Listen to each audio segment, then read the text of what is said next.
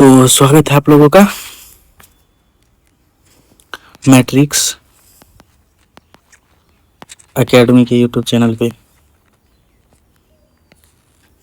तो हम लोग पिछले लेक्चर में कौन सा चैप्टर कवर किए थे? हम लोग जो है पिछले लेक्चर में जो कवर किए थे वो था केमिस्ट्री का एक चैप्टर। उसका नाम क्या था? उसका नाम था मैटर। ये हम लोगों ने कवर कर लिया था। मैटर यानी कि पदार्थ, इसको कवर कर लिए थे। आज हमारा कौन सा टॉपिक है? आज हमारा है केमिकल रिएक्शन। कौन सा है? रासायनिक परिवर्तन।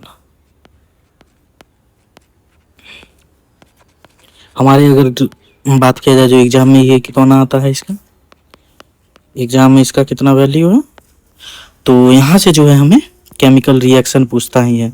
केमिकल रिएक्शन यानी कि दे देगा C+O2, ये क्या बनेगा CO2। ये इतना बेसिक तो नहीं पूछता, हाँ, लेकिन कभी कभी H2O पूछ लेता है, जो H2+O2 मिलके क्या बनेगा, तो 2H2O।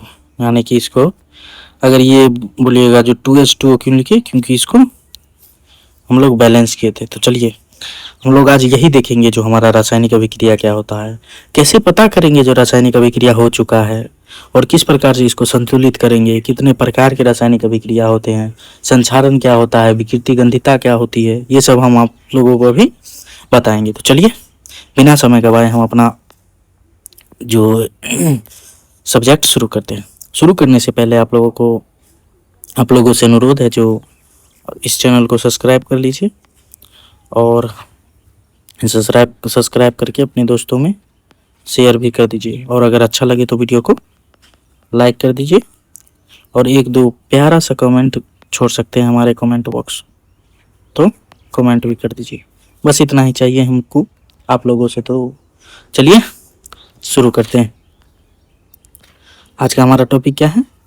आज का हमारा टॉपिक है रासायनिक अभिक्रिया। क्या है हमारा टॉपिक? हमारा टॉपिक है रासायनिक अभिक्रिया।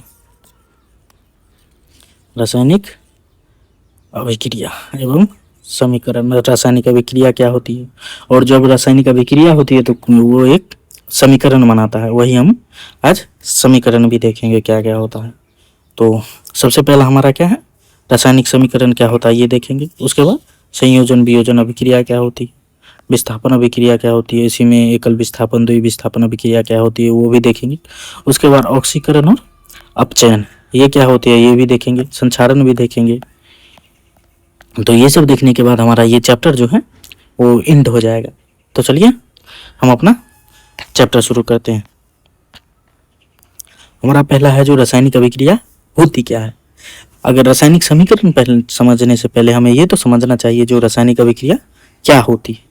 तो रासायनिक अभिक्रिया होती है जब किसी पदार्थ की प्रकृति या पहचान बदल जाए तो उसे क्या कहते हैं?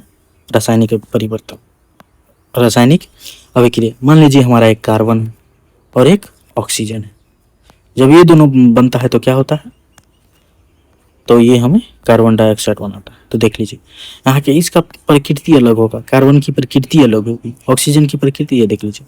कार्बन जो है हमें सभी चीज में उपलब्ध है, हम जितना चीज देख रहे हैं सभी में कार्बन उपलब्ध है। ऑक्सीजन हमारे लिए जरूरी है, लेकिन जब ये दोनों फ्यूजन यानी कि संयोजन अभिक्रिया बना लेती है तब क्या बनाती है? हम कार्बन डाइऑक्साइड बनाती है, जो हमारे लिए बहुत ही हानिकारक है। अगर किसी भी रूम में कार्बन डाइऑक्साइड है, अगर आप उसमें जाके सो जाते हैं तो क्या होगा? आपकी मृत्यु हो जाएगी। क्यों?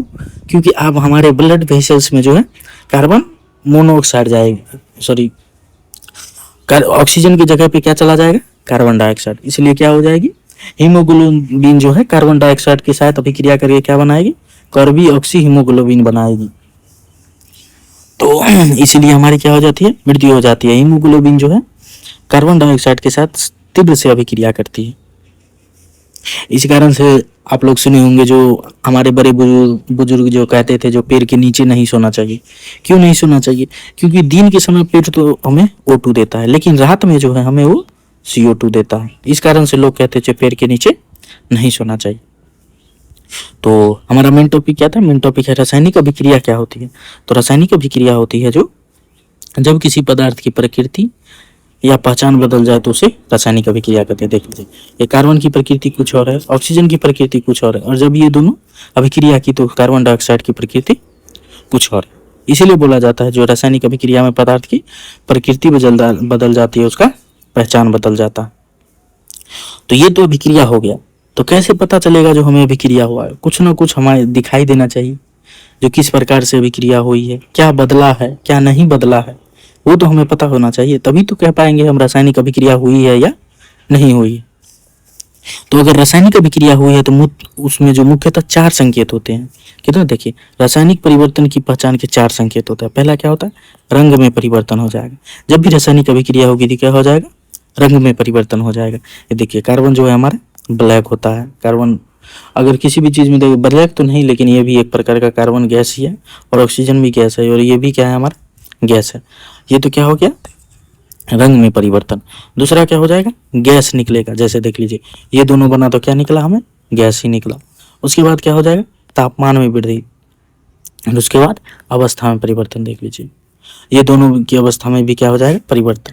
तो ये एक समीकरण से तो आप ये चारों को नहीं समझ पाइएगा, लेकिन अब जब आगे की ओर चलिएगा तो मैं आप लोगों को बताऊंगा। जो जैसे मान लीजिए, ये है हमारा पानी। किस प्रकार से बनता है? पानी हमारा बनता है जब हाइड्रोजन जो है ऑक्सीजन के साथ अभिक्रिया करती है तो क्या बनता है? 2 हाइड्रोजन जब एक ऑक्सीजन के साथ अभिक्रिया करती है तो क्या बनती है? हमारा जल। ये देख लीजिए, ये भी गैस है हमारा और ये भी गैस है, लेकिन ये हमारा कैसा हो गया? द्रव हो गया। तो कैसा होगा? इसकी अवस्था में क्या हो गया?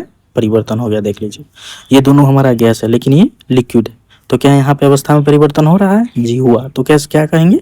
रासायनिक अभिक्रिया हुई है। इसी प्रकार अब जब H2O को जब गर्म कीजिएगा तो क्या हो जाएगा? वो दोबारा से अपना हाइड्रोजन आयन में टूट जाएगा। तो ये क्या हो गया? हमारा तापमान में परिवर्तन हो गया। जब तापमान इसमें दीजिएगा तो क्या हो जाएगा? ये टूट जाएगा। और इसी प्रकार हमारा गैस भी निकलेगा। जिस प्रकार हमारा ग्लूकोज बनता है उस समय जो जब हमारा क्या होती है? प्रकाश संश्लेषण अभिक्रिया क्या होती है? प्रकाश संश्लेषण की अभिक्रिया होती है तो उस समय क्या निकलती है हमारे? उस समय हमारा ऑक्सीजन निकलता है। तो क्या हो रहा है? वहां से गैस निकल रहा है। तो इसीलिए बोला जाता है जो रासायनिक अभिक्रिया एक प्रकाश संश्लेषण एक रासायनिक अभिक्रिया है। क्यों? क्योंकि उससे गैस निकल रहा है। तो आशा करते हैं कि आपको ये बात समझ में आया होगा जो रासायनिक परिवर्तन की पहचान किस प्रकार से करेंगे। यहाँ जो है हमारे पिछले साल ALP का एग्जाम हुआ था, उसमें ये कितना सभी शिफ्ट में लगभग पूछा गया था जो रासायनिक परिवर्तन की पहचान के क्या संकेत है। तो उसमें था रंग में परिवर्तन, गैस का निष्कास, तापमान में परिवर्तन, उसके बाद अवस्था में परिवर्तन। तो ये हो गया हमारा रासायनिक अभिक्रिया क्या होती है, रासायनिक अभिक्रिया किस प्रकार से पहचानेंगे उसका संकेत। उसके बाद अगर हमारे निजी जीवन में भी आप लोग देखे होंगे जो रासायनिक परिवर्तन होते ही रहता है। जैसे दूध का खट्टा होना। दूध खट्टा क्यों होता है? क्योंकि उसमें कुछ बैक्टीरिया होती है जो रासायनिक अभिक्रिया कराती है, जिस कारण से दूध अम्लता के कारण क्या हो जाती है? खट्टा हो जाती है। और लोहा पर जंग क्यों लगता है? लोहा जब नमी में रहता है, लोहा क्या होती है? जब Fe जब O2 के साथ अभिक्रिया, यानी कि Fe क्या है हमारा? लोहा। जब वो O2 यानी कि ऑक्सीजन के साथ अभिक्रिया बनाती है करती है तो क्या बनाती है? Fe2O3 ये बना लेते हैं। इसी को हम क्या कहते हैं? जंग। यानी कि जब हमारा लोहा नमी में रहते हुए ऑक्सीजन से अभिक्रिया करके Fe2O3 बनाती है तो क्या बोलते हैं हम? जो लोहा पे जंग लग गया है। अगर जंग लग रहा है तो क्या होगा? जंग लगता है तो पहले भार बढ़ता है, भार बढ़ेगा और फिर भार घटेगा।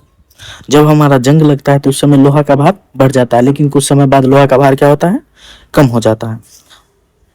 उसी प्रकार खाना पकाना, खाना भी पकता है जब हमारा गैस पे पकता है तो उसमें भी रासायनिक अभिक्रिया होती है। क्योंकि हमारा मीथेन से क्या होता है? आग जलता है, तो उसमें भी तो कुछ रासायनिक अभिक्रिया होगी। या लकड़ी से आग जल रहा है तो उसमें भी कोई रासायनिक अभिक्रिया होगी। और सांस लेना, तो जैसे आपको पता ही है जो हम सांस लेते हैं फिर अंदर जाता है ऑक्सीजन से, हीमोग्लोबिन से अभिक्रिया करके ऑक्सीजन हमारे ऑक्सी हीमोग्लोबिन बनाता है। उसके बाद वो हमारे पूरे ब्लड को ऑक्सीजन सप्लाई करता है। तो ये क्या होता है? हमारा सांस लेना भी, ये सब क्या है? रासायनिक अभिक्रिया। ये तो हो गया हमारा रोज के जिंदगी के उपयोग, रोज के जिंदगी के उदाहरण, यानी कि हम लोग जो रोज कर रहे हैं वो हमारा हो गया दूध का खट्टा होना, लोहे पर जंग लगना, खाना पकाना, सांस लेना, ये सब क्या है हमारा रोज की जिंदगी के उदाहरण है। किसके? रासायनिक अभिक्रिया के उदाहरण है। तो चलिए एक और चीज याद रख लीजिए, जो भौतिक परिवर्तन और रासायनिक परिवर्तन क्या होता है। भौतिक परिवर्तन होता है जो पलट सकता है, यानी कि भौतिक परिवर्तन मतलब हो गया जो जिसको पुनः प्राप्त किया जा सकता है। मान लीजिए जो आप पानी को जमा करके, पानी को फ्रिज में रखे और जमा करके बर्फ बना लिए। क्या? पानी को बर्फ बना दिए तो क्या हो गया ये? इसका अवस्था क्या होगा? परिवर्तन। पहले लिक्विड था, क्या हो गया? सॉलिड। अगर फिर बर्फ को आप गर्म कीजिएगा तो क्या हो जाएगा? ये मिल पुनः प्राप्ति हो जाएगी किसकी? पानी की। तो ये क्या हो गया हमारा? भौतिक परिवर्तन। भौतिक परिवर्तन क्या होता है? जो पलट सकता है, यानी कि जो मिल जाए वो भौतिक, जो ना मिले वो रासायनिक। यही हमारा होता है भौतिक और रासायनिक परिवर्तन। जो मिल गया, देख लीजिए पानी से बर्फ बना और फिर बर्फ से पानी बन गया, तो क्या हो गया? ये भौतिक परिवर्तन। और रासायनिक परिवर्तन क्या होता है? जो हमें दोबारा नहीं मिलता है। जैसे आप आटा बन है आपके पास, आटा से रोटी मिल गई, रोटी बना दी, क्या फिर आप रोटी से आटा बना सकते हैं? नहीं। इसी प्रकार जब हमारा दूध है, दूध से एक बार दही बन गया, फिर क्या दही से आप दूध बना सकते हैं? नहीं। तो यही होता है हमारा, ये हो गया हमारा रासायनिक परिवर्तन, और ये हो गया हमारा, ये हो गया भौतिक परिवर्तन। तो रासायनिक परिवर्तन क्या होता है? जो दोबारा हमें उसकी प्राप्ति नहीं हो, जिस पदार्थ से हम बनाए हो उसकी दोबारा प्राप्ति नहीं होती है। और भौतिक परिवर्तन होता है जिसकी प्राप्ति पुनः हो जाती है। तो आशा करते हैं कि आपको भौतिक परिवर्तन और रासायनिक परिवर्तन भी क्लियर होगा। सीधा आप इसको याद रखने के लिए इतना सोच लीजिए, जो जो पलट गया वो हो गया भौतिक परिवर्तन, जो नहीं पलटा, जो लॉयल रह गया, वो क्या हो जाएगा? आपका रासायनिक परिवर्तन। जैसे कि आपकी कोई महिला मित्र आपसे अगर पलट गई तो वो क्या हो गई? वो भौतिक परिवर्तन हो गई। और महिला मित्र आपसे लॉयल रह गई तो क्या हो गई? वो रासायनिक परिवर्तन। तो ये तो हो गया जो हमारा रासायनिक और भौतिक परिवर्तन। तो अब हमारा है जो, ये तो हो गया रासायनिक अभिक्रिया क्या होती है, रासायनिक अभिक्रिया किस प्रकार पहचानेंगे, और भौतिक परिवर्तन और रासायनिक परिवर्तन क्या होता है ये अभी बता दिए। तो अब होगा जो रासायनिक अभिक्रिया हम लिखे कैसे। और रासायनिक अभिक्रिया तो हो रही है, लेकिन समीकरण हम किस प्रकार लिखेंगे? चलिए हम बताते हैं जो समीकरण किस प्रकार लिखा जाता है। तो देख लीजिए, रासायनिक समीकरण लिखना, रासायनिक समीकरण लिखना क्या बोल रहा है ये? रासायनिक अभिक्रिया को सूत्रों में लिखना है। क्या है? रासायनिक समीकरण। हमारा जो रासायनिक अभिक्रिया हो रहा है, जैसे कि हम बोल देते हैं ऑक्सीजन से, ऑक्सीजन और हाइड्रोजन से क्या बना? हमारा जल बना। मैग्नीशियम और ऑक्सीजन से क्या बना? मैग्नीशियम ऑक्साइड बना। तो इसी को हम अगर सूत्र में लिख रहे हैं तो वो क्या हो गया हमारा? हो गया रासायनिक समीकरण। देख लीजिए यहाँ, मैग्नीशियम और ऑक्सीजन अभिक्रिया करके क्या बना रहा है? Magnesium oxide. ये क्या हो गया हमारा? ये रासायनिक अभिक्रिया हो गई। इसी को हम लैंग्वेज में लिख देंगे तो वो क्या हो गया? सॉरी, ये रासायनिक समीकरण हो गया। और उसी को हम लैंग्वेज में लिख देंगे तो वो क्या कहलाएगा? हमारा रासायनिक अभिक्रिया। ये भी रासायनिक अभिक्रिया है, लेकिन उसको अगर सूत्र में लिख रहे हैं तो वो क्या हो जाएगा? हमारा रासायनिक समीकरण। तो रासायनिक समीकरण में दो चीज होता है। पहला चीज होता है अभिकारक, रिएक्टेंट, और दूसरा चीज होता है उत्पाद। तो अगर बात किया जाए जो अभिकारक क्या होता है, ये हमारा अभिकारक क्या है? तो अभिकारक है जो कच्चा पदार्थ, मान लीजिए कच्चा पदार्थ। और उत्पाद क्या है? अंतिम पदार्थ।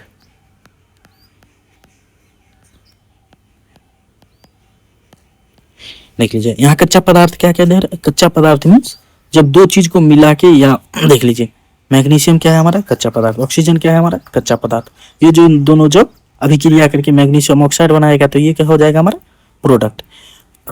देख लीजिए ये तीर के बाएं तरफ जो होगा वो होगा हमारा अभिकारक, यानी कि रिएक्टेंट, जो रिएक्शन करता है अपने आप खुद में, दोनों रिएक्ट कर रहा है। देख लीजिए मैग्नीशियम और ऑक्सीजन रिएक्ट करके क्या दे रहा है? हमारा मैग्नीशियम ऑक्साइड। तो अभिकारक यानी कि रिएक्टेंट क्या होता है? जो दोनों मिलके रिएक्शन बनाता है, वही क्या होता है? हमारा रिएक्टेंट, यानी कि कच्चा पदार्थ जिससे मिलके कोई नई वस्तु बन रही है। देख लीजिए मैग्नीशियम और ऑक्सीजन से मिलके हमारा मैग्नीशियम ऑक्साइड बन रहा है। तो जब ये जो तीर है इसके जो बाईं तरफ होगा वो हमारा अभिकारक होगा, तीर के दाईं तरफ जो होगा वो क्या हो गया? हमारा उत्पाद हो गया। देख लीजिए मैग्नीशियम और ऑक्सीजन क्या बना रहा है? हमारा मैग्नीशियम ऑक्साइड बना रहा है। ये हो गया हमारा मैग्नीशियम ऑक्साइड। देख लीजिए, तो यहाँ देख लीजिए क्या बोल रहा है यहाँ, नियम देख लीजिए। नियम पहले मैं आपको इसको बताता हूँ, जो ये कंकाल समीकरण क्या है, संतुलित समीकरण क्या है, उससे पहले देख लीजिए क्या बोल रहा है यहाँ। LHS बाईं ओर क्या होता है हमारा अभिकारक, किसके बाईं ओर, तीर की और तीर के बाईं ओर ये क्या होता है हमारा अभिकारक, और तीर के दाईं ओर क्या होता है हमारा उत्पाद होता है। तीर के दाईं ओर क्या होता है हमारा उत्पाद। और ये तीर किसको बता रहा है, तीर रिएक्शन की दिशा को बता रहा है, जो रिएक्शन किस दिशा में हो रहा है। देख लीजिए रिएक्शन का प्रोडक्ट किधर बनेगा, ये देख लीजिए तीर बता रहा है जो रिएक्शन का प्रोडक्ट आगे बन रहा है। अगर तीर इधर रहता तो मतलब रिएक्शन का प्रोडक्ट इधर बन रहा। तो तीर क्या बताता है, तीर रिएक्शन की दिशा को बताता है। तो देख लीजिए यहाँ क्या हुआ, यहाँ मैग्नीशियम जो हमारा वो ऑक्सीजन से अभिक्रिया करके क्या बना है मैग्नीशियम ऑक्साइड। क्या देख लीजिए यहाँ सभी का जो है ये एक द्रव्यमान संरक्षण होता है, जो जितना हमारा मैग्नीशियम तीर के दाईं तरफ उतना ही मैग्नीशियम तीर के बाईं तरफ भी होना चाहिए। तो देख लीजिए यहाँ एक मैग्नीशियम है, यहाँ भी एक मैग्नीशियम है, ये तो संतुलित है। लेकिन यहाँ देखिए ऑक्सीजन यहाँ तो 2 है, लेकिन यहाँ ऑक्सीजन 1 है। क्या ये संतुलित है? नहीं। जो अभिक्रिया संतुलित नहीं होती है उसी को हम क्या कहते हैं, कंकाली समीकरण। कंकाली समीकरण क्या होता है, कंकाली समीकरण वैसा समीकरण जो संतुलित नहीं है, और जब इसको संतुलित, जिसका परमाणु असंतुलित है, वही हमारा क्या कहलाए कंकाली समीकरण। और हमको जब इसको संतुलित करना है तो क्या करना होगा, देख लीजिए ये दोनों तो संतुलित ही है, लेकिन अगर हम ऑक्सीजन को और इस ऑक्सीजन को संतुलित करना हो तो क्या करना पड़ेगा, 2 ऑक्सीजन यहाँ देना पड़ेगा। लेकिन जब हम संतुलित करेंगे तो संतुलित जो है इसके बगल में करना है, यानी कि यहाँ पे संतुलित करने के लिए कुछ भी लगाना, ये इस नीचे में लगाइएगा तो गलत हो जाएगा। क्यों? क्योंकि यहाँ तो सूत्र ही बदल जाएगा। इसलिए यहाँ देखिए मैग्नीशियम यहाँ पे क्या हो जाएगा, मैग्नीशियम डाइऑक्साइड बन जाएगा। तो ये क्या हो जाएगा, हमारा रिएक्शन ही गलत हो जाएगा। तो हमारा जो है संतुलित करने के लिए जब हम किसी भी संख्या को लगाते हैं तो वो कहाँ लगाते हैं, ऊपर मैग्नीशियम यानी ऑक्सीजन के बगल में लगाते हैं, न कि नीचे लगाते हैं। देख लीजिए तो हम कहाँ पे लगाएंगे इसको, हम जो लगाएंगे इसको हम ऊपर की ओर, देखिए यहाँ पे ऊपर की ओर अगर लगा हुआ है तो यहाँ पे देख लीजिए क्या ऑक्सीजन 2 हो गया जी, ये ऑक्सीजन 2 हो गया, यहाँ भी ऑक्सीजन 2 हो गया। लेकिन यहाँ पे क्या हो गया, मैग्नीशियम भी फिर 2 हो गया। तो यहाँ भी 2 मैग्नीशियम होना चाहिए, तो इसको क्या करेंगे, यहाँ पे 2 लगा देंगे। तो क्या हो गया हमारा, यह अभिक्रिया संतुलित हो गया। देख लीजिए 2Mg + O2 क्या हो जाएगा 2MgO, यानी कि ये समीकरण कैसा हो गया, ये हमारा संतुलित रासायनिक समीकरण हो गया। क्यों संतुलित हो गया, क्योंकि इसके परमाणु बराबर है। देख लीजिए परमाणु सभी में क्या है, सभी में हमारा परमाणु जो है क्या है, बराबर है। देख लीजिए इसका भी 2 परमाणु, इसका भी 2 परमाणु, और इसका भी 2 परमाणु, फिर इसका भी 2 परमाणु। देख लीजिए सबका परमाणु क्या है हमारा बराबर है। तो आशा करते हैं कि आप लोग ये जान गए होंगे जो रासायनिक समीकरण लिखना कैसे होता है और इसको संतुलित कैसे करना होता है। जो रासायनिक समीकरण संतुलित नहीं है उसको हम क्या कहते हैं, उसको हम कंकाली समीकरण कहते हैं। क्या कहते हैं, कंकाली समीकरण, कंकाली समीकरण। और जब हम इसको संतुलित कर रहे हैं तो संतुलित करने की विधि क्या है, संतुलित करने की विधि जो है हीट एंड ट्रायल। क्या है, हीट एंड ट्रायल विधि है, हीट एंड ट्रायल विधि। तो यह है हमारा रासायनिक समीकरण। तो चलिए देख लीजिए यहाँ भी है रासायनिक और समीकरण को यहाँ पे देखिए बता दिया जो समीकरण को संतुलित कैसे करें। तो पहला द्रव्यमान संरक्षण का नियम लगता है समीकरण को संतुलित करने में, कोई बड़ा तोप नहीं है। अब ये नियम सुन के घबराइए नहीं, नियम सिर्फ इतना ही कहता है। द्रव्यमान संरक्षण का नियम क्या है, अभिक्रिया में परमाणु की संख्या दोनों ओर बराबर होनी चाहिए, यानी कि तीर के दाईं ओर और तीर के दाईं ओर और तीर के बाईं ओर दोनों ओर क्या होना चाहिए, परमाणु संख्या क्या होना चाहिए, दोनों ओर बराबर हो रहती है। तो इसी को हम क्या कहते हैं, द्रव्यमान संरक्षण का, इसी को हम कहते हैं द्रव्यमान संरक्षण का नियम। प्रक्रिया क्या होती है, अभिक्रिया में परमाणु की संख्या दोनों ओर बराबर रहती है। तो संतुलित करने की विधि क्या है, संतुलित करने की विधि को हम जैसे कि आपको बताया जो हीट एंड ट्रायल, हिंदी में परीक्षण त्रुटि, तो इसको हिंदी इंग्लिश में याद रखना अच्छा है, हीट एंड ट्रायल कहते हैं। तो संतुलित करने के लिए पहला स्टेप क्या होता है, पहला स्टेप होता है जो हर बॉक्स को सूत्र में लिख हर सूत्र को बॉक्स में लिखे, बॉक्स के अंदर कुछ मत बदले, बॉक्स में लिखे। जैसे देख लीजिए यहाँ पे सब चीज लिखा चुका है। उसके बाद होता है सबसे अधिक परमाणु वाले यौगिक से शुरुआत करें। तो देखिए सबसे अधिक परमाणु वाली यौगिक कौन सा है, देख लीजिए। तो यहाँ पे ये तो बहुत लंबा समीकरण है, यहीं पे आप देख लीजिए ये जो हम बताए थे आपको, तो देखिए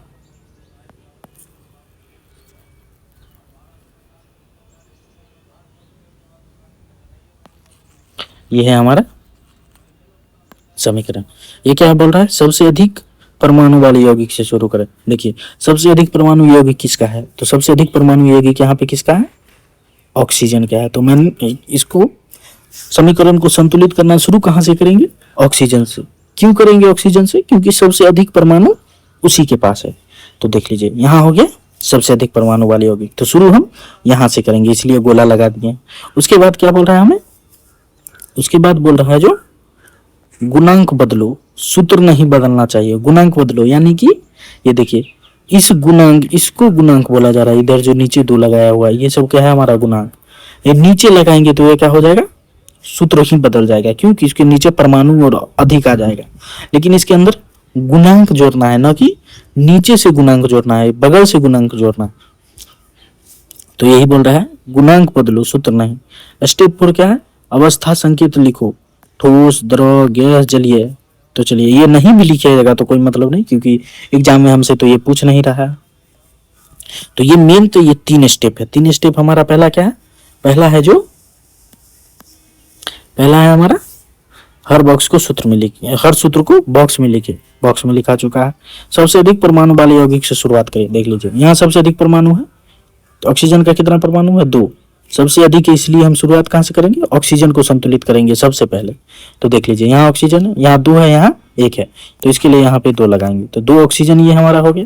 लेकिन यहाँ पे देख लीजिए यहाँ पे Mg मैग्नीशियम भी 2 आ गया, तो फिर यहाँ पे क्या करेंगे, हम मैग्नीशियम लगा देंगे। तो इस प्रकार से हमारा समीकरण जो क्या हो गया, संतुलित हो गया। तो चलिए अब इस वाले समीकरण को देखते हैं।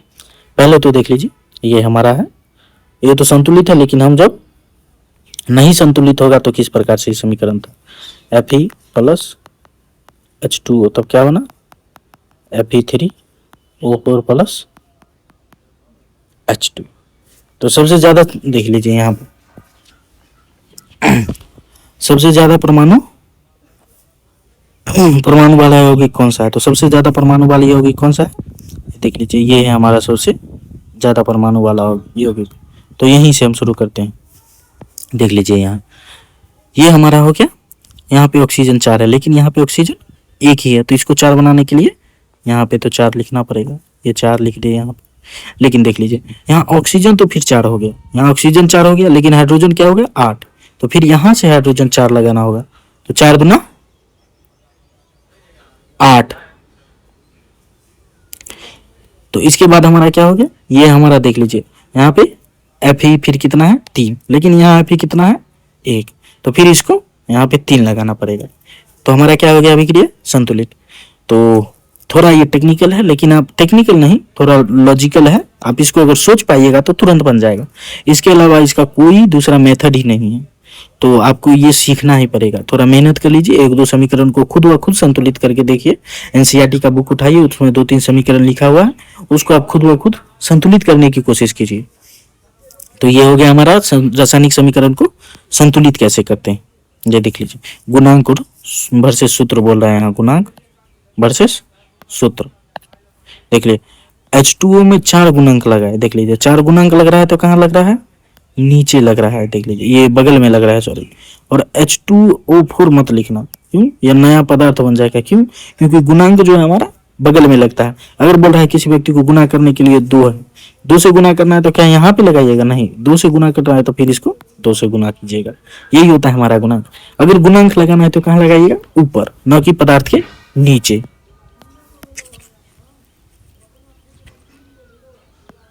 तो ये हो गया हमारा रासायनिक समीकरण। क्या पहले हम पढ़े रासायनिक समीकरण अभिक्रिया क्या होती है, उसको किस प्रकार पहचानेंगे जो रासायनिक अभिक्रिया हुई है। उसके बाद पढ़े हम भौतिक परिवर्तन, रासायनिक परिवर्तन। उसके बाद पढ़े रासायनिक समीकरण किस प्रकार लिखते हैं। तो अभिकारक उत्पाद वो मैंने आपको बताया। तो समीकरण को संतुलित किस प्रकार करना है ये भी हमने आप लोगों को बता दिया। उसके बाद हमारा है संयोजन अभिक्रिया। अब हम पढ़ेंगे रासायनिक समीकरण के प्रकार। तो सबसे पहला प्रकार हमारा क्या है? सबसे पहला प्रकार है हमारा संयोजन अभिक्रिया। संयोजन यानी कि कॉम्बिनेशन रिएक्शन। कॉम्बिनेशन रिएक्शन संयोजन क्या होता है? संयोजन मतलब होता है दो व्यक्ति का मिलके एक हो जाना।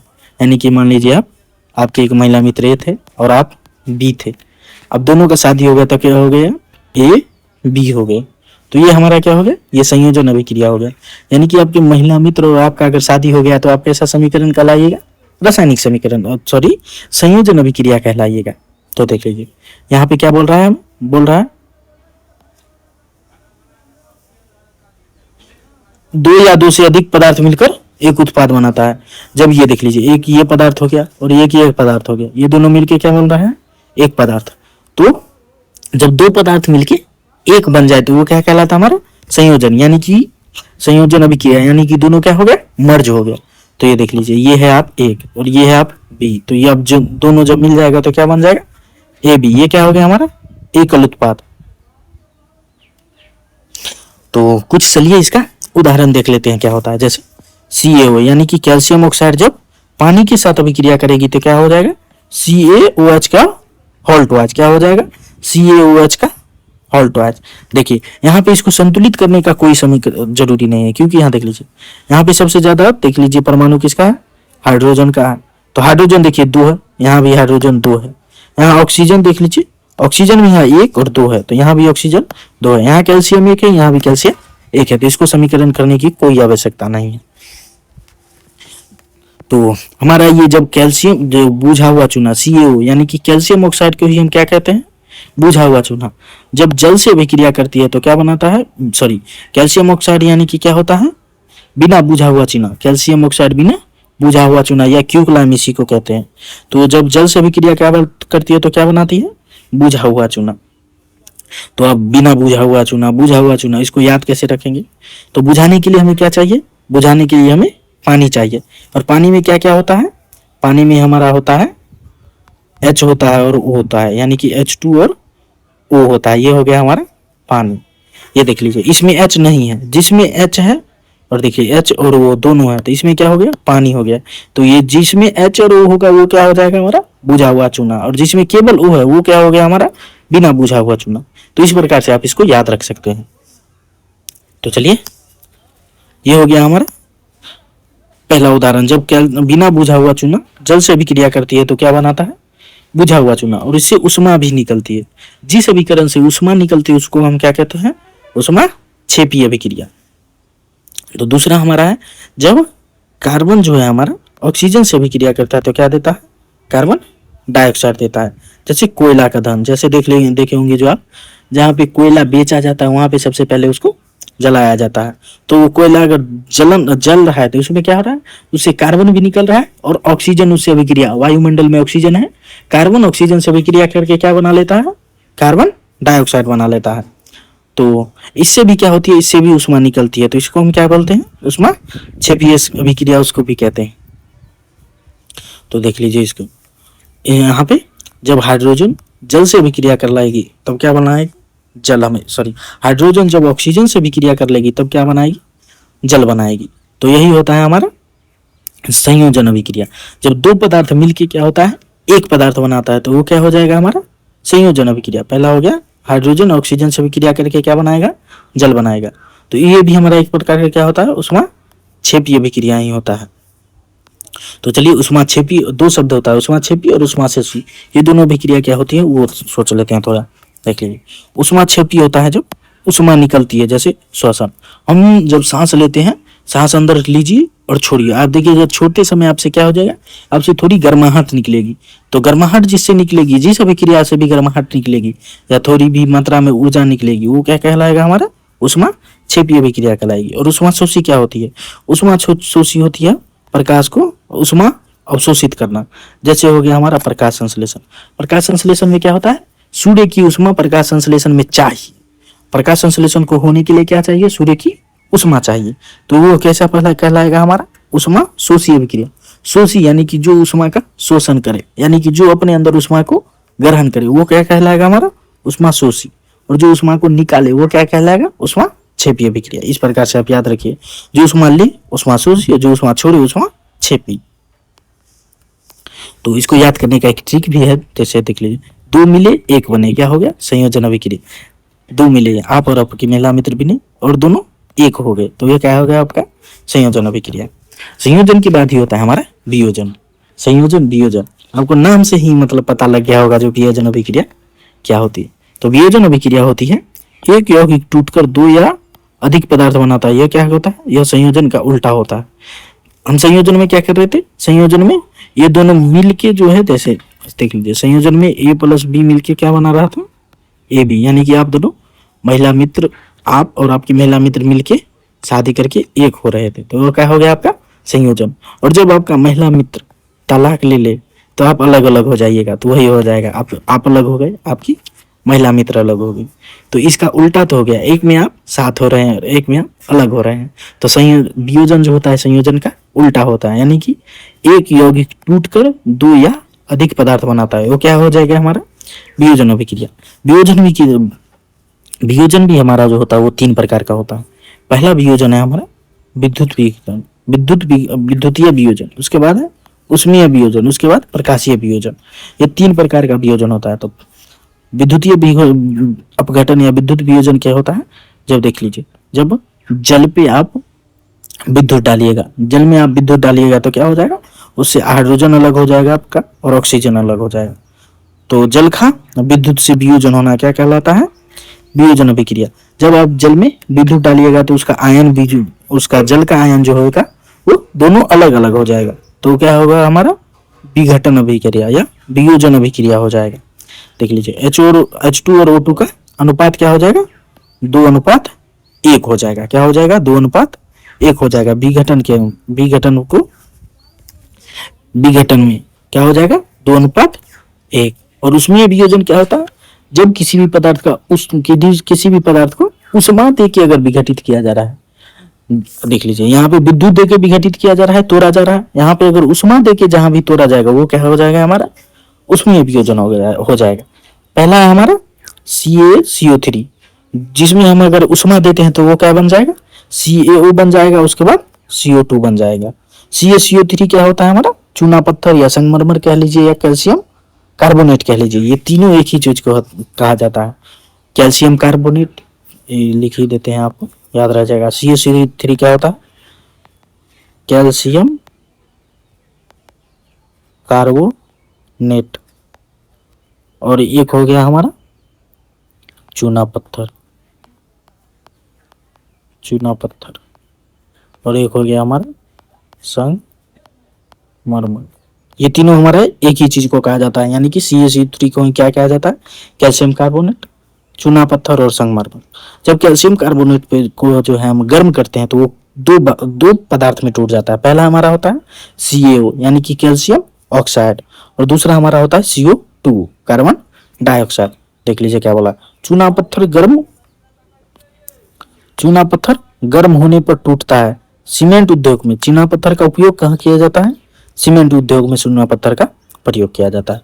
तो ये हो गया हमारा विद्युत विघटन, इस विद्युतीय वियोजन, ये हो गया उष्मीय वियोजन, और एक है हमारा प्रकाशीय वियोजन। जब प्रकाश की उष्मा जब देते हैं, अगर कोई पदार्थ प्रकाश की उष्मा से वियोजित हो रहा है तो वो क्या कहलाएगा हमारा, वो हमारा कहलाएगा प्रकाशीय वियोजन। जैसे मान लीजिए सिल्वर क्लोराइड है AgCl, उसमें जब प्रकाश सूर्य के प्रकाश में उसको रखा जाता है तो क्या होता है, सिल्वर अलग हो जाता है और क्लोराइड अलग हो जाता है, ये दोनों अलग अलग हो जाता है। ये क्या बन जाएगा हमारा, ये बन जाएगा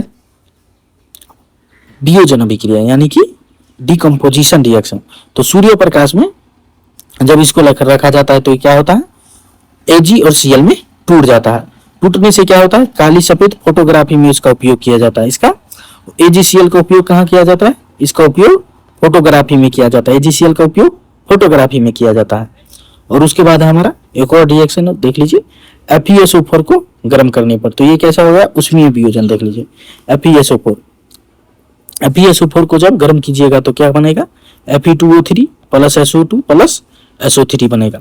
ये एग्जाम में कितना कंसिस्टेंट पूछा जा रहा है, तो आप इसको रिएक्शन को ही याद कर लीजिए। FeSO4 जब टूटेगा तो Fe2O3 बनाएगा, SO2 बनाएगा, O3 बनाएगा, और इसका जो हरा क्रिस्टल है वो भूरा हो जाता है। FeSO4 का जो हरा क्रिस्टल है वो कैसा हो जाता है, भूरा हो जाता है। और SO2 से होता है वो गंध आती है। SO2 कैसा है, हरा हो जाता है, सॉरी हरा बोल रहे हैं, SO2 भूरा हो जाता है और गंध आता है। तो ये हो गया हमारा वियोजन अभिक्रिया। वियोजन अभिक्रिया का ट्रिक क्या है, एक टूटा कई बने वियोजन अभिक्रिया। यानी कि देख लीजिए यहाँ पे आपका दिल टूट गया क्योंकि आपसे महिला मित्र क्या हो गई, अलग हो गई। तो यही होता है हमारा वियोजन अभिक्रिया। और अब है विस्थापन अभिक्रिया। ये तो आप लोगों के साथ ये अभिक्रिया हमेशा ही होती रहती है, भले ही ना हो लेकिन मेंटली तो हमेशा होते ही रहती है आपके साथ। क्यों, क्योंकि विस्थापन अभिक्रिया में होती है जो एक वस्तु दूसरे वस्तु को विस्थापित करके उसका स्थान ले लेती है। तो देख लीजिए क्या होता है, एक अधिक क्रियाशील तत्व दूसरे कम क्रियाशील तत्व को उसके यौगिक से हटा देता है। मान लीजिए आपकी कोई महिला मित्र थी, आप और महिला मित्र का एक दोस्त था, फ्रेंड्स, और आप उनकी मित्र थे, अच्छे वाले मित्र, आप उनसे मोहब्बत करते थे, वो भी आपसे करती थी। लेकिन उनका जो फ्रेंड था वो ज्यादा आपसे अमीर था। तो क्या हो गया, वो आपको हटा के उनके साथ चली गई। तो क्या हो गया, ये विस्थापन अभिक्रिया, यानी कि आपसे वो हटी और दूसरे से जाके सट गई। तो ये हो गया आपका विस्थापन अभिक्रिया। तो ये क्या होता है, एक अधिक क्रियाशील तत्व दूसरे कम क्रियाशील तत्व को उसके यौगिक से हटा देता है। आप और महिला मित्र हो गए यौगिक, और आपका जो महिला मित्र का जो मित्र था तो वो हो गया आपका अधिक क्रियाशील तत्व, और आप कम क्रियाशील तत्व। तो वो क्या हो गया, आपको हटा देगा और आपके महिला मित्र को लेके चला जाएगा। तो ये क्या हो गया हमारा विस्थापन अभिक्रिया। देख लीजिए जैसे Fe और CuSO4।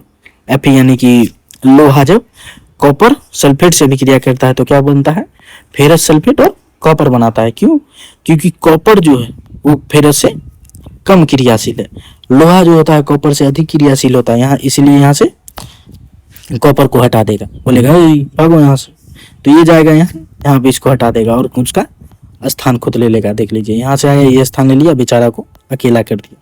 तो क्या होता है, एक तत्व को हटा के दूसरे तत्व का स्थान लेना क्या होता है, एक तत्व दूसरे तत्व का स्थान ले लेता है। तो वो क्या हो गया हमारा विस्थापन अभिक्रिया।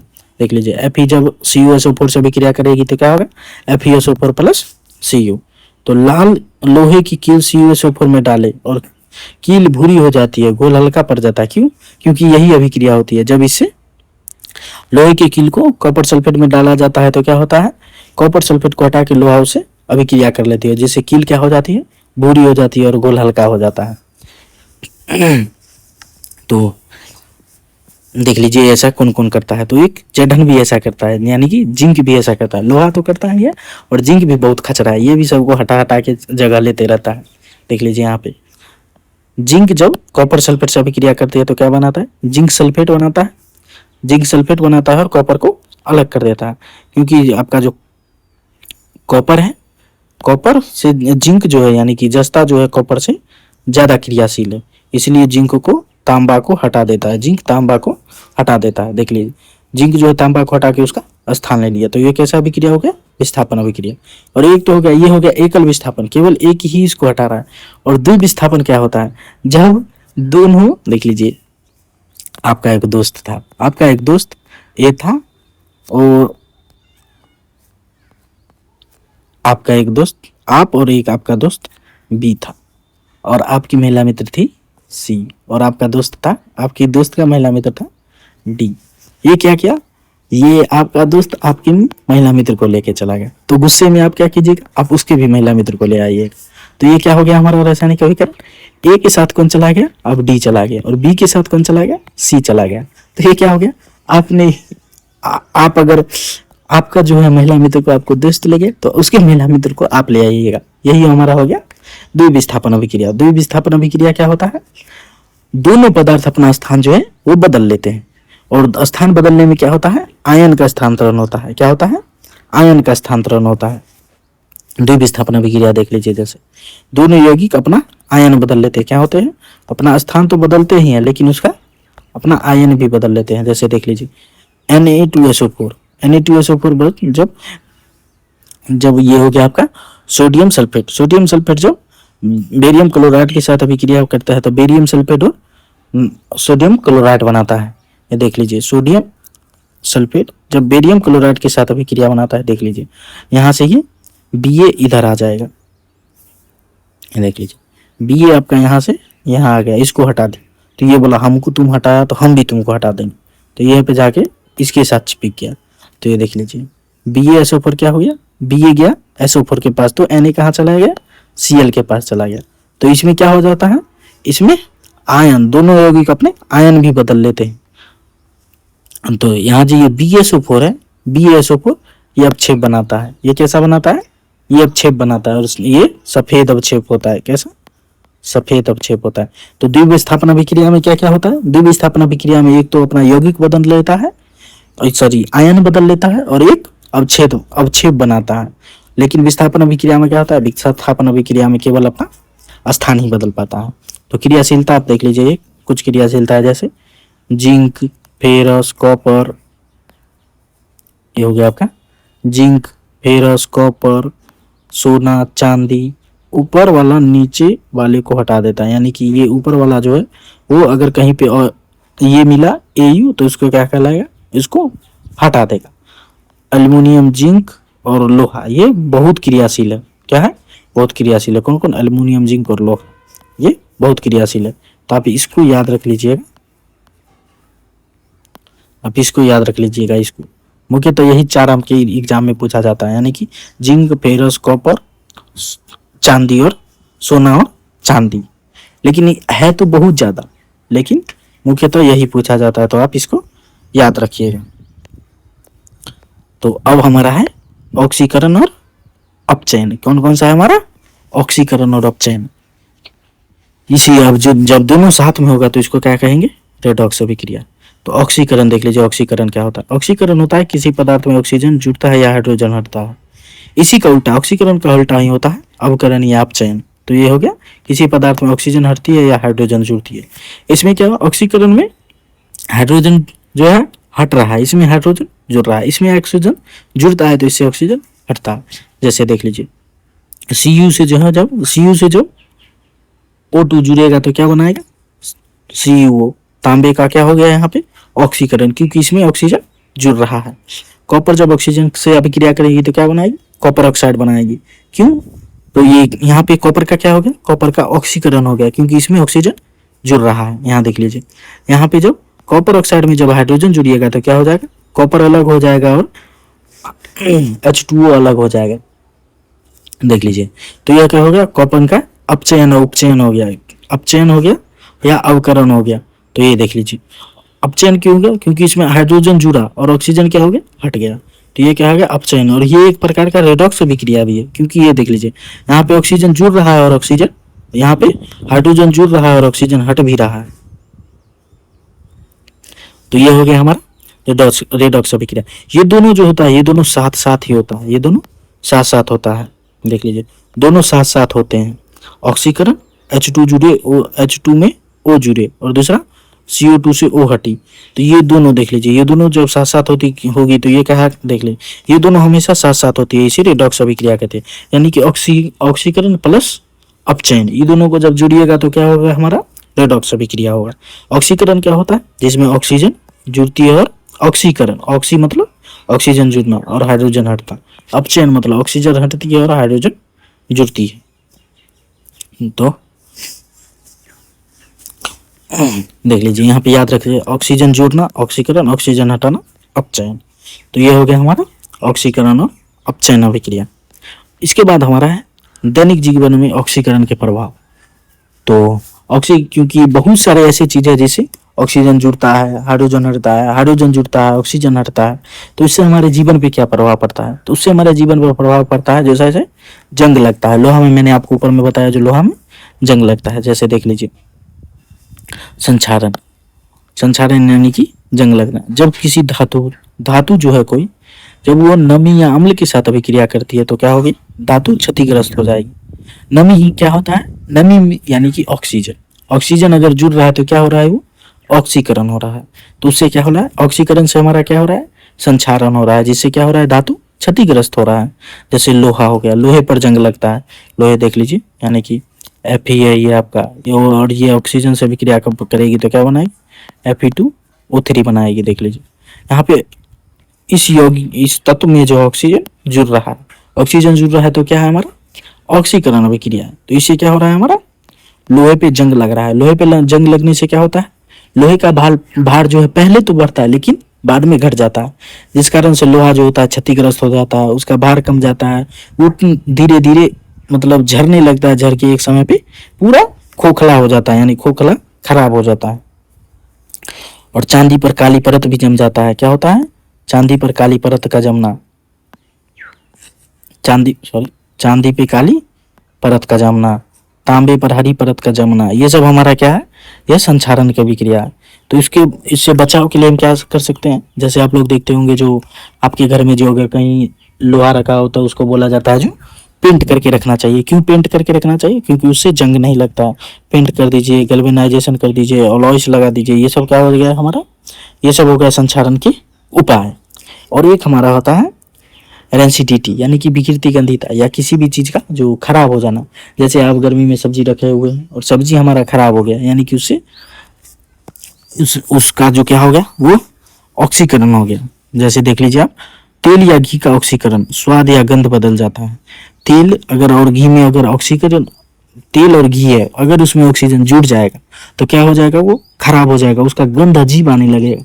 जैसे आप बोलते हैं जो सब्जी महक गया, महक गया मतलब वो सब्जी ऑक्सीकृत हो गया, यानी कि उसमें ऑक्सीकरण की अभिक्रिया हो गई, सब्जी में ऑक्सीजन जुड़ गया, जिस कारण से क्या हो गया, हमारा खराब हो गया। इससे बचाव के लिए क्या होता है, इससे बचाव के लिए होता है अब वायुरोधी बर्तन ले आइए, वायुरोधी बर्तन ले आइए। और उसके बाद ये पता नहीं ये क्या लिख दिया एडिटर हमारे टाइपिस्ट जो है, और ये है हमारा, और एक नाइट्रोजन गैस होता है। जैसे आप देखे होंगे जो चिप्स का पैकेट इतना फूला हुआ रहता है, चिप्स का पैकेट फूला हुआ क्यों रहता है, क्योंकि चिप्स के पैकेट में जो नाइट्रोजन गैस भरा रहता है ताकि उसके अंदर का चिप्स जो है लंबे समय तक रह सके, खराब ना हो। और उसके बाद हो प्रशीतन। प्रशीतन आप सोच रहे हैं प्रशीतन क्या है, प्रशीतन कुछ नहीं, रेफ्रिजरेटर होता है, फ्रिज जिसको आप बोलते हैं फ्रिज, वही हमारा होता है प्रशीतन। तो विकृति गंधिता, यानी कि किसी भी चीज को खराब होने से बचाने के लिए किस प्रकार सुरक्षित किया जा सकता है, उसमें उसको उस चीज को वायुरोधी बर्तन में रखिए या नाइट्रोजन गैस से उसको ऑक्सीकृत कर दीजिए, उसके बाद रेफ्रिजरेटर में उसको रख दीजिए। तो असल जीवन में ये इसका उपयोग कहाँ ऑक्सीकरण का, देखिए आलू काटने के बाद भूरा क्यों हो जाता है, आलू जब काटते हैं अगर वो आलू ऑक्सीजन से अभिक्रिया कर लेगी तो क्या हो जाएगी, उसका कलर भूरा हो जाता है। तो ऑक्सीकरण से ही हमारा आलू काटने के बाद क्या होता है, भूरा हो जाता है। चिप्स की थैली में नाइट्रोजन क्यों भरा जाता है, तो ऑक्सीकरण से बचने के लिए, यानी कि ऑक्सीकरण ना हो तो उसके बचने के लिए उसमें नाइट्रोजन गैस बना जाता है, ताकि ऑक्सीकरण अगर हो गया तो वो जो हो जाएगा वो उसका स्वाद बदल जाएगा, वो खराब हो जाएगा, इसलिए उसमें ऑक्सीजन नाइट्रोजन गैस भरा जाता है ताकि विकृति गंधिता से बचा जा सके। तो कार में जंग क्यों लगता है, संक्षारण के कारण, इसलिए कार में जंग लगता है। संक्षारण से बचने की क्या उपाय है, पेंट कर दीजिए, गैल्वेनाइजेशन कर दीजिए, वो हो गया। तो ये हो गया आपका प्रतिऑक्सीकारक, एंटीऑक्सीडेंट, वो पदार्थ जो ऑक्सीकरण रोकते हैं। तो प्रतिऑक्सीडेंट होता है जो ऑक्सीकरण कराता है, और एंटीऑक्सीडेंट वो तो वैसा पदार्थ जो ऑक्सीकरण रोकता है, जैसे विटामिन सी हो गया, विटामिन ई हो गया, ये सब क्या होता है, वो ऑक्सीकरण को रोकता है। तो तुरंत याद रखने का होता है ये संक्षारण, धातु का नुकसान। संक्षारण जो होता है धातु का नुकसान होता है जो आपको बाहर से दिखाई देता है। विकृति गंधिता होता है खाने का नुकसान होता है जो अंदर से होता है। क्या आपको खाने का नुकसान दिखाई देता है, नहीं, वो तो देख रहे हैं जो खराब हो गया वो तो सब्जी है, लेकिन वो किस प्रकार से खराब हो वो नहीं देख पाएगा। लेकिन आपका संक्षारण हो चाहे देख पाइएगा, जो संक्षारण ऊपर से पपड़ी उतर रहा है, यानी कि पपड़ी निकल रहा है किसी भी चीज से, तो वो हमारा क्या हो गया, वो हो गया संक्षारण। तो यहाँ पे हमारा चैप्टर रासायनिक समीकरण एवं अभिक्रिया जो है वो हमारा खत्म हो गया। तो चलिए एक क्विक रिवीजन देख लेते हैं जो हमारा क्या क्या था। तो क्विक रिवीजन में हमारा सबसे पहले था संयोजन अभिक्रिया। संयोजन क्या था, जुड़ना, आपके और आपके महिला मित्र का जुड़ना, तो दो मिलकर एक बनते हैं। और वियोजन क्या है, आपके और आपके महिला मित्र का तलाक होना, तो वो क्या होता है, एक टूटकर कई बनाता है। और विस्थापन क्या होता है, आपके महिला मित्र का दोस्त आपके महिला मित्र को ले जाए और आपको छोड़ दे, तो वो क्या हो गया आपका विस्थापन की क्रिया, यानी कि आप है ये और ये है आपका महिला मित्र का दोस्त और ये है आप और आपके महिला मित्र। ये देखिए यहाँ से ए आया और सी को लेके चला गया और आपके जो है अकेले रह गए, तो ये क्या होता है, क्रियाशील तत्व हटाता है। लेकिन वो क्या होना चाहिए, आपको जो हटाए वो आपसे ज्यादा अमीर होना चाहिए, यानी कि जो जिस पदार्थ को हटाता है वो उस पदार्थ से ज्यादा क्रियाशील होना चाहिए। द्विविस्थापन अभिक्रिया, आपका दोस्त और आप अपने मतलब महिला मित्र को एक्सचेंज कर लीजिए। ऐसे मान लीजिए जैसे कि दोनों तो जगह बदलते हैं। ये देख लीजिए, आप ए बी है और आपके दोस्त और उनके महिला मित्र सी डी है। यहाँ से आप गए और आपके दोस्त का महिला मित्र डी को ले आए, तो ए डी बन गया। तो आपका दोस्त भी क्या करेगा, आपके महिला मित्र को ले जाए। तो ये हो गया आपका द्विविस्थापन अभिक्रिया, दोनों जगह बदलते हैं। और द्विविस्थापन अभिक्रिया में क्या क्या होता है, जैसे मैंने आपको बताया, द्विविस्थापन अभिक्रिया में अपक्षेप बनता है, अवक्षेप बनता है और आयन अभी अदला बदली होती है। और रेडॉक्स अभिक्रिया क्या होती है, जब ऑक्सीकरण और अपचयन साथ साथ होती है। ऑक्सीकरण ऑक्सीजन जुड़ना, हाइड्रोजन हटना, और अपचयन हाइड्रोजन का जुड़ना और ऑक्सीजन का हटना। तो ये क्या होता है हमारा रेडॉक्स अभिक्रिया, ऑक्सीकरण और अपचयन। और दोनों अगर साथ साथ हो तो क्या हो जाएगा हमारा रेडॉक्स अभिक्रिया। और द्रव्यमान संरक्षण का नियम क्या है, परमाणु को परमाणु न तो बनते हैं न नष्ट होते हैं। क्या होते हैं, परमाणु न तो बनते हैं और न ही नष्ट होते हैं। और समीकरण संतुलित रखने में इसका भी इस्तेमाल किया जाता है, यानी कि परमाणु संतुलन बिगड़ना नहीं चाहिए समीकरण को संतुलित करते समय। द्रव्यमान संरक्षण क्या होता है, द्रव्यमान संरक्षण होता है द्रव्यमान को न तो उत्पन्न किया जा सकता है न तो नाश किया जा सकता है। तो परीक्षा में अगर याद ना आए तो संयोजन यानी कि जोड़, वियोजन यानी कि तोड़, विस्थापन यानी कि हटाओ, द्विविस्थापन यानी कि बदलो, और रेडॉक्स अगर दोनों साथ साथ है। तो हर समीकरण संतुलित होना चाहिए। संतुलित मतलब एलएचएस में जो परमाणु की संख्या है वो आरएचएस में भी उतना ही होना चाहिए। एलएचएस बराबर आरएचएस परमाणु की संख्या। तो ये हो गया हमारा केमिकल रिएक्शन। ये क्या हो गया हमारा केमिकल रिएक्शन हो गया। तो थैंक यू, मिलते हैं आप लोगों से नेक्स्ट लेक्चर में। और हाँ, अगर ये हमारा चैप्टर पूरा हमारा जब कंप्लीट हो जाएगा तब हमारा जो है एमसीक्यू से रिवीजन शुरू होगा। किससे, एमसीक्यू से हमारा रिवीजन शुरू होगा। तो आप लोग इस चैनल को प्यार देते रहिए। और अगर हमारा सब्सक्राइबर जो है 10,000 सब्सक्राइबर जिस दिन हो गया उस दिन हम आप लोगों को, यानी कि 10,000 छोड़िए, आप 1,000 सब्सक्राइबर अगर हो गया तो हम उस दिन से आप लोगों को करंट अफेयर्स का जो है नियमित सेशन देते रहेंगे, जो आप लोगों के एग्जाम में बहुत ही मदद करेगी। तो चलिए आप लोग अपने दोस्तों में शेयर करके 1,000 सब्सक्राइबर बढ़वाइए। तब तक के लिए मिलते हैं हम आपसे नेक्स्ट लेक्चर में। तब तक के लिए जय हिंद, धन्यवाद।